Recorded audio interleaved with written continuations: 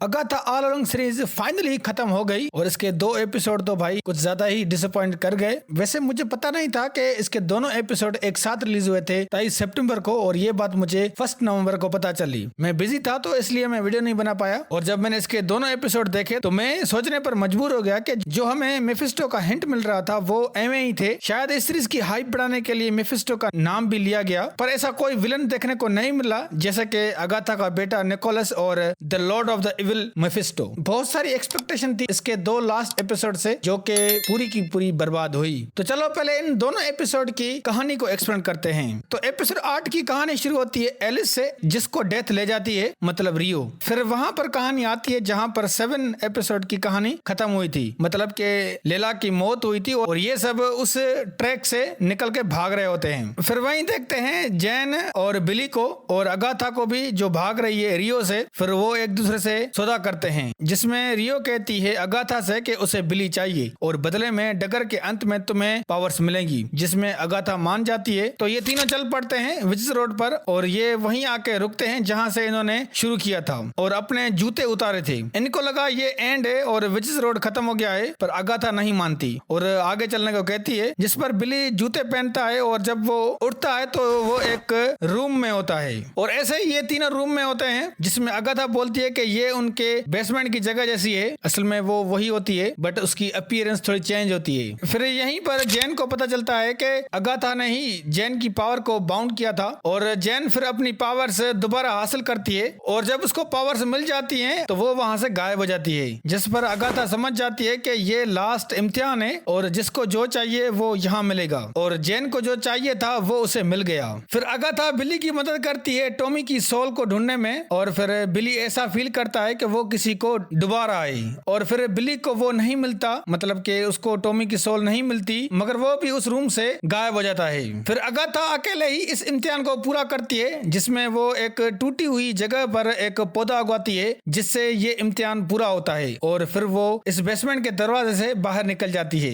और फिर इसका सामना होता है डेथ से, मतलब रियो से। फिर वो उसे लड़ती है, पर वो कुछ कर नहीं पाती क्योंकि उसके पास पावर नहीं थी। और वहां फिर आता है बिली और वो अटैक करता है रियो पर। फिर बिली पावर देता है अगाथा को। देन ये दोनों लड़ते हैं रियो के साथ, मगर वो उसको हरा नहीं पाते क्योंकि भाई वो एक डेथ है, अब इस नेचुरल चीज को कैसे हराएंगे वो। और ये बात रियो उसे खुद कहती है, जिस पर अगाथा खुद को डेथ के हवाले करती है और मर जाती है। रियो बिली को छोड़ देती है और फिर बिली वेस्ट व्यू को छोड़कर चला जाता है। और फिर जब वो घर आता है और अपने रूम में वो चीजें देखता है जो उसने विचेस रोड पर देखी थी, फिर से अगाथा की बात याद आती है कि विचेस रोड जैसी कोई चीज नहीं होती। फिर इसे रियलाइज होता है कि इसने ही अपनी पावर से विचेस रोड क्रिएट किया था, और ये एपिसोड यहीं खत्म होता है। फिर इसका 9th एपिसोड, मतलब लास्ट एपिसोड शुरू होता है 1750 की टाइम, जब अगाथा अपने बेटे निकोलस को जन्म देती है। फिर वहां आती है डेथ रियो, मगर अगाथा उसे कहती है कि तुम इसे नहीं मारो, जिस पर रियो इसको थोड़ा वक्त देती है। देन अगाथा फिर काफी विचेस को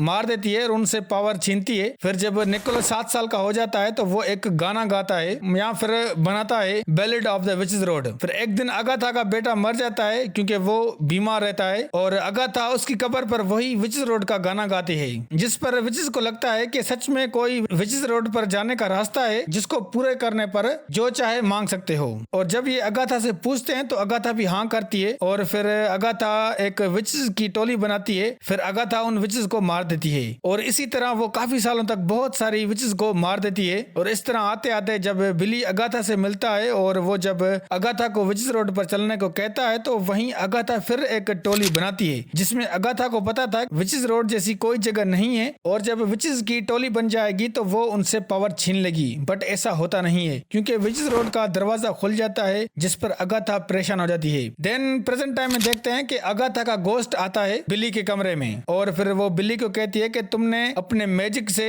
एक मनगढ़ंत कहानी को रियलिटी में चेंज किया। बिली खुद को ब्लेम करता है कि उसने एलिस, लिलिया और जैन को मार दिया, जिस पर अगाथा कहती है कि नहीं, जैन जिंदा है। फिर बिली जाता है वेस्ट व्यू और वो अगाथा के नेकलेस से अगाथा की गोस्ट को खत्म करने की कोशिश करता है, पर ऐसा नहीं कर पाता क्योंकि अगाथा उस नेकलेस को गिरा देती है। और फिर बिली भी ऐसा नहीं करता क्योंकि अगाथा के उस नेकलेस से उसके बेटे की यादें थी, जिसकी वजह से बिली को अच्छा नहीं लगता अगाथा को उस नेकलेस से जुदा करना। देन फिर बिली विचेस रोड के दरवाजे को बंद कर देता है। अगाथा और बिली साथ मिल जाते जाते हैं और दोनों ढूंढने जाते हैं टॉमी की सोल को, और ये एपिसोड यहीं खत्म होता है और साथ ही सीरीज भी खत्म होती है। तो इन दोनों एपिसोड की कहानी यही थी। हम क्या सोच रहे थे और क्या हुआ, कुछ नहीं हुआ भाई। अगर निकोलस और मेफिस्टो विलन होते तो बहुत ही अच्छा होता, क्योंकि ये इस सीरीज के लिए बेस्ट था because of evil Agatha. Agatha ने अपने बेटे निकोलस को मेफिस्टो के हवाले किया डार्क होल्ड के लिए, ये बात गलत साबित हुई। अब सवाल ये आता है कि अगाथा को डार्क होल्ड दिया किसने? ये सब बताने के बजाय इन्होंने यहाँ पर एलजीबीटी को प्रमोट किया, इसलिए अगाथा के साथ डेथ का चक्कर दिया। और बिली का तो सबको पता है कि वो भी एक होमोसेक्सुअल है। अब यहाँ पर इन्होंने दो मेन कैरेक्टर के साथ इस तरह दिखाया है जो कि बिल्कुल भी अच्छा नहीं है, मतलब कुछ भी भाई।